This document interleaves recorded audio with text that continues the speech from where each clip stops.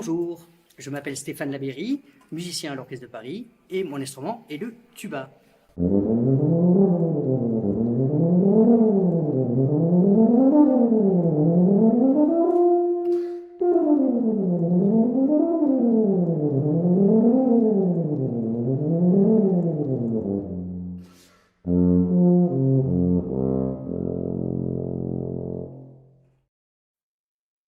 Le tuba est la basse de la famille des cuivres, et comme tous les instruments de cette famille, il est composé d'une embouchure et du corps de l'instrument.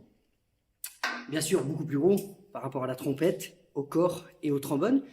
Le tuba étant la basse de cette famille, donc la fondamentale, donc c'est lui qui a le tuyau le plus long, qui fait à peu près 4,58 m de long. Voilà. Vous verrez après par la suite mon tuba contrebasse, qui est encore plus gros, voilà, qui lui aussi, c'est un peu le grand-père de cette famille, voilà, et a un son un peu plus chaleureux. Mon instrument est pourvu de pistons, ce qui lui permet d'avoir toutes les notes de la gamme. Et on peut voir ça sur le trombone visuellement, en fait, pour faire avoir toutes les notes, pour descendre encore plus grave, il allonge son tuyau. Et nous, en fait, c'est en appuyant sur ces différents pistons, en ayant plusieurs combinaisons, et ça va dans d'autres tuyaux. Une petite démonstration. Le son du tuba est produit par la vibration de mes lèvres, comme je vais faire un petit exemple.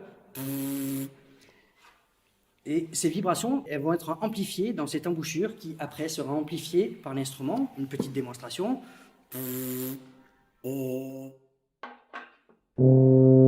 Cette vibration, en fait, va être alimentée par le souffle de l'air, donc. Et la difficulté pour un débutant va être justement cette stabilité et cette régularité et bien sûr l'homogénéité. Donc, si on peut faire un petit exemple d'un débutant qui commencerait, ça ferait...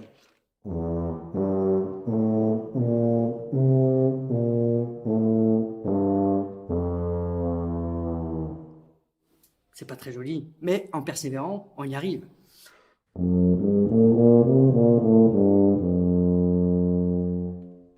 Comme je le disais précédemment, le tuba est la basse des cuivres, donc bien sûr, il va avoir souvent un rôle d'accompagnement et dans une tessiture assez grave.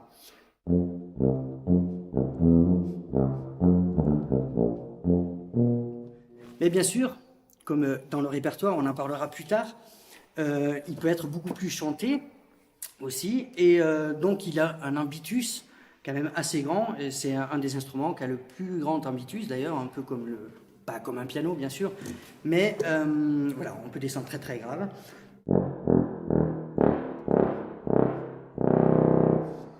Et on peut aller très haut.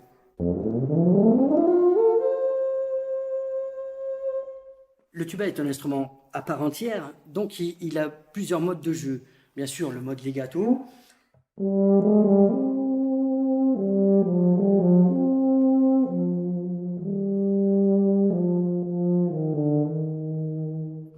On peut jouer aussi staccato, ça d'une manière un peu plus technique, ça va être ma langue, comme quand je vais parler, je vais pouvoir articuler un peu plus, et ça va être avec la langue.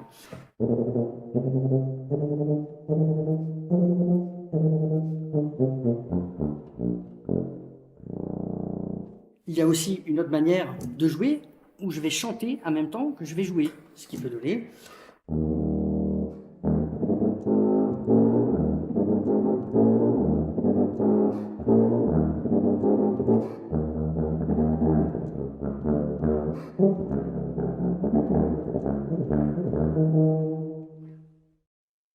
Le tuba est apparu dans l'orchestre en France grâce à un compositeur, Hector Berlioz. Hector Berlioz, dans la Symphonie fantastique, il avait écrit au tout début pour un serpent, qui est vraiment l'ancêtre du tuba, on l'assimile comme ça, et l'ophicleide, qui est une espèce de basson en cuivre. Et lors de ses voyages, il a rencontré beaucoup de compositeurs, dont Richard Wagner, qui utilisait ces instruments.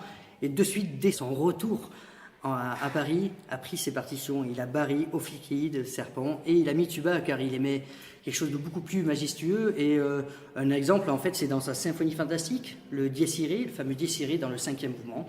Normalement, il se joue à 2 tubas maintenant, qui fait un...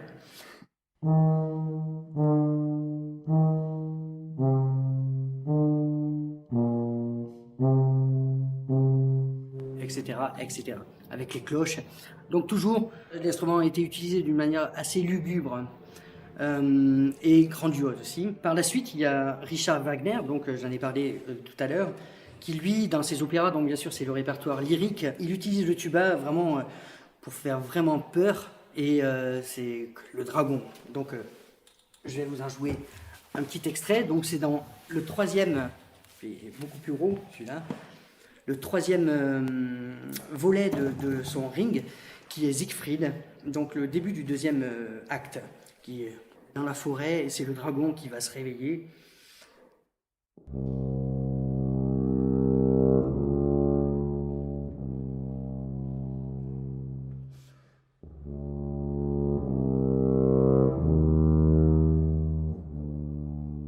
Gustav Mahler aussi l'a utilisé lors de sa première symphonie avec le célèbre Frère Jacques, qui commence d'abord à la contrebasse, que des instruments peut-être pas trop mis à l'avant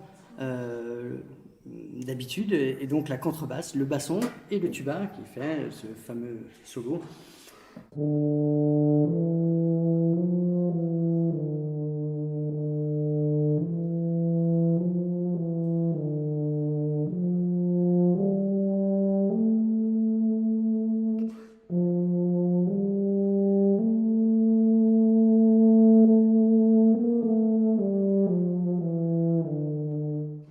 Etc., etc. Et aussi, nous avons Igor Stravinsky, qui l'a illustré aussi, donc toujours très imagé, lors d'un ballet Petrouchka. Voilà, en fait, c'est l'ours avec le paysan, donc il fait le rôle de l'ours.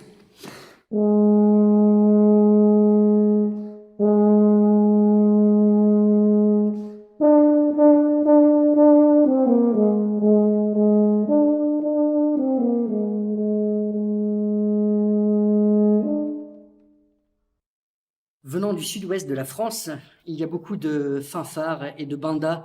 Et j'ai choisi cet instrument car mon père, quand j'étais tout petit, j'ai commencé, faisait du petit tuba, le tuba ténor, on n'en a pas parlé. Mais voilà, donc avec toutes ces fanfares, ce folklore espagnol, voilà, donc j'ai choisi cet instrument. Et après, j'ai découvert l'univers qu'il pouvait y avoir avec ce très bel instrument. Mon solo préféré va être le Bidlo, un des tableaux dans les tableaux d'une exposition de Mussorgsky qui ont été orchestrés par Ravel. Ravel a mis l'instrument en valeur, et en fait j'aime bien ce solo car c'est une phrase très lyrique. Voilà. Donc je vais vous en jouer un petit extrait.